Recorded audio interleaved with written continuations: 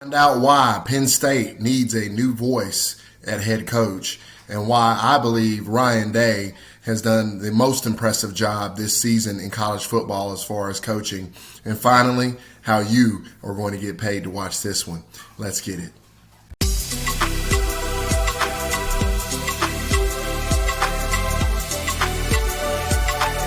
This is Enough Said Sports. Guys, I hope all is well in your world. It is all well here at Enough Said Sports as we come to you with another preview and prediction video here on YouTube. Thank you so much for taking the time out of your evening or your day, whenever you may be watching this, to support us here on YouTube. If you like this content, picks like this, please also join us on Patreon. Become a true fan of Enough Said Sports. It is in the description box below. It is the first link. And for just $1 a day, you're able to get the college football picks, NFL picks, and all of our NBA picks. One bet makes up the difference. It's a great opportunity for you, great value. Definitely check us out on there. Really appreciate all the support. I want to talk to you about a matchup that's coming on Saturday, October the 30th, 7:30 p.m. Eastern Standard Time on ABC. You have the Penn State Nittany Lions traveling up to the Shoe to play the Ohio State Buckeyes. The spread in this one is -17 in favor of Ohio State, and the total is 59.5. We'll start out with Penn State. James Franklin is the head coach. They lost last time out to Illinois, 20-18 in 9 overtimes. It was an embarrassing defeat, I believe, by my estimation, and definitely one that's a program changer, in my opinion. Now, this is a couple years, and I'm going to get into James Franklin. Just like I talked about at the top of the video, I believe it's time for a change there in Happy Valley. You know, you just can't have losses the way that you have against a team like Illinois. And no disrespect to Illinois. They're clearly in a rebuilding phase of their program. You as Penn State, you only have one loss going into this game. At the time, the number 3 team in the country, Iowa, on the road. If you're able to somehow win out, which it would have been highly unlikely, in my opinion, that they would have won out. But nevertheless, you still got an opportunity. All you got to do is take care of Illinois at home, and your season is still alive as far as trying to win a championship.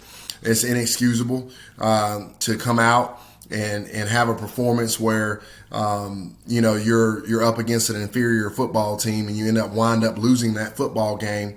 And really, it's inexcusable that they lost the Iowa game. You as a head coach, James Franklin, you have to have your team better prepared. Sean Clifford going out of the Iowa game should not have made that game turn into what it turned into. You had a 17-3 lead at the time. You got to find a way to have a better backup quarterback on your roster in all of the country, in all of the United States of America. You got to be able to find a better backup quarterback, and you got to make sure he's more prepared to go into the football game. It's inexcusable that you lost to Iowa the way that you did after being up 17-3, and then the following week Purdue goes in there and beats Iowa down, which shows you that you weren't at the level that you needed to be at to begin with. And then you back that up with a home game in Happy Valley right before you're going up against a team in Ohio State where you're going to have a chance to get your season back on track, and you find a way to lose that football game. It's time for another voice, in my opinion. There's no excuse for it. And it's really, really disappointing to see James Franklin come out and have his team play the way that they played. Now, moving on to the rest of the breakdown here. Sean Clifford, obviously the quarterback, 66.3% completion percentage, 8.3 yards per pass attempt, 11 touchdowns to 5 interceptions on the season. Up front, they have 2 seniors, 2 juniors, and 1 sophomore. Penn State is ranked 18th in offensive line efficiency in the country. They also have a couple of stars there on offense. Jahad Dotson, going to be a first-round pick in the NFL. And then the left tackle, Rasheed Walker, very, very good left tackle. They play a 4-3 set on defense. Brandon Smith is the linebacker, first or second round projected draft pick, really good. Tariq Castro-Fields at the cornerback position, and then Jaquan Brisker, of course, the leader of this defense at the strong safety position. Very good player for Penn State. Just going back to the film on Illinois, they look very, very pedestrian on offense. They wore their defense down just by having them be on the field too much, and it was just a really pathetic performance by Penn State. On the other side, Ryan Day, they go to 6-1, take care of Indiana 54-7, played unbelievably well. C.J. Stroud seems to be really settling in at this point. 66.2% completion percentage this year, 10.8 yards per pass attempt, 18 touchdowns to 3 interceptions. Up front, they have 1 senior, 2 juniors, a sophomore, and a freshman. They are ranked 22nd in the country in offensive line efficiency. They are loaded on offense. They have Chris Olave at the receiver position alongside Garrett Wilson, Thayer Munford at the left guard position, Jeremy Ruckert at the tight end position. All going to be playing on Sundays, all going to go in the first 3 rounds of the NFL draft. Defensively, they run a 4-2 set. The leader on defense is Haskell Garrett at the nose tackle position, and then Tyreek Smith at the defensive end position. Film-wise, they looked very, very dominant up against Indiana. Really, really impressive what they did there. And just to put it in context, guys, going into and knowing this as a professional capper, which is why I didn't bet that game, going into a primetime environment, double-digit home underdog, this is their Super Bowl type of atmosphere, and to go in there and smack them in the mouth at 54-7 is highly impressive by this Ohio State team.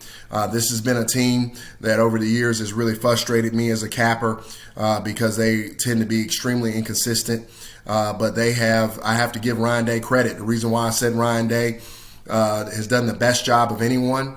They lost that game to Oregon that they shouldn't have lost, and he made changes. He went in.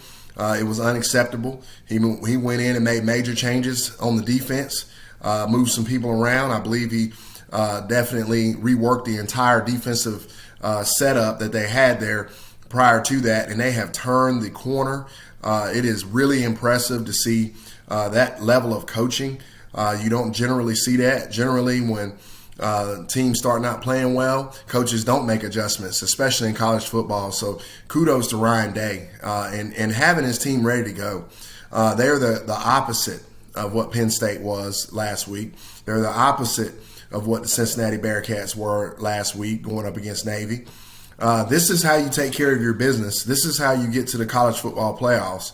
This is how you handle your business if you want to win a championship, if you want to play for a championship.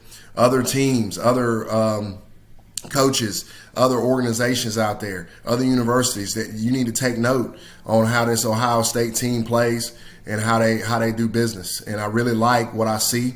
I really like what I've seen from them on film ever since they lost to Oregon. They are in the right place, and they are locked in, and they are ready to go. Now, as for this contest, as far as from a betting standpoint, I absolutely love Ohio State here. Generally, I have a little trepidation going into these types of games because Penn State did look so poorly against Illinois, looked very, very pedestrian. And I do believe they looked past Illinois. I think that had a lot to do with it as well. So I'm very weary of games like this. But this Ohio State team has shown me, especially when they go into Indiana the way that they did on primetime television and go in and do that to a team that was definitely ready to play and was up for them. That just shows you the level of ability and talent that they have, the level of coaching acumen by Ryan Day. I will take Ohio State here, minus 17 at home. Really like that. And I'll take the over here. I think Ohio State, the way they're running offense right now, they might score 50 by themselves. I know Penn State's games have tended to be on the lower end as far as the scores because of Penn State's defense and also because of the pedestrian nature of Penn State's offense. However, in this particular case, I do believe Ohio State will force the issue. Penn State's going to have to score some points because I think, like I said, Ohio State probably will score 40 or 50 points in this contest, and it will go over. So let's take Ohio State minus 17 in the over 59.5. Penn State fans, talk to me in the comments. Do you think it's time for a new coach? Ohio State fans, what do you think about the job that Ryan Day has done with his adjustments? And finally, always, guys, talk to me about what you think about this pick. Really enjoy interacting with you, and look forward to continuing on. And we're having a good season, and we're going to keep pushing. So, and again, guys, if you like these picks, like this type of content, join us on Patreon. Go in the description box below, click that first link, and check us out. Really appreciate all your support again. Have a great and wonderful evening. Take care, guys.